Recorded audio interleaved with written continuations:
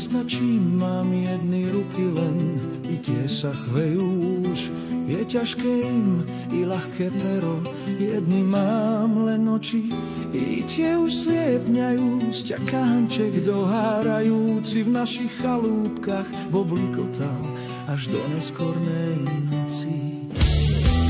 A jednu hlavu mám len zaviatú už veku snežením tiež, i tu však mi závrať pojala súd vyplašený. Ja skromný, tichý, stone útulku nad vrchol svetlých pokc, a moje srdce je rozkvasené, moja duša je v chlp roztrasená.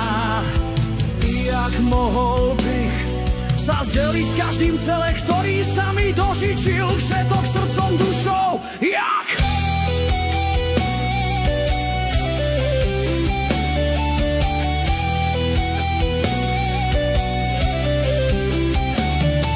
Núž opustite zlatí, priaznivci, dobrodincovia, moji veľkodušní blahorečníci, šťastia heroldi a poklonníci, s úctou, slavou, všetko súrodí bratia z matky slave. Ach, odpustíte láskavé mi, keď vám jednotlivé nezaťukám v okno, jak prileteli zďaleka holúbok, bych každému z vás podal snietočku zakvitlej vďakou duše.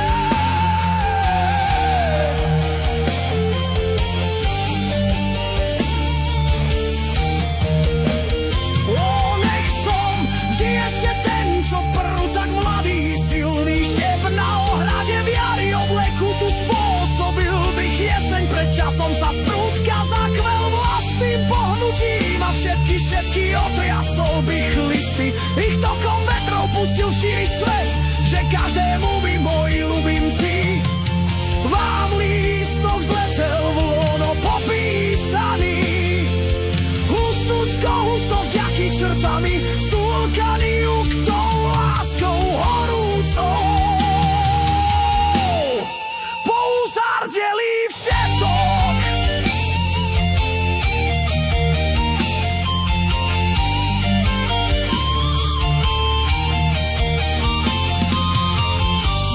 Takto, ak vidíte ho, kde u cesty strom holí, to som ja. Strom týčaci meravé vetvy prosto do nebieskať prosí a rotoč, hej, moje ruky tiež, oni z toho zdroja prosiace zas na vás všetkých dobro, zlatú žeň. O, roztežejú, roste nebesa a nebieska zdatý, o, Hospodine, požehnaj spela môjmu národu, kde čoho sa mu nedostáva dnes. Požehnaj slavianstvu, čo potrebuje, by vykonalo slávne poslanie na človečenstva prospech. Požehnaj na zemi všetkým ľuďom dobrej vôle.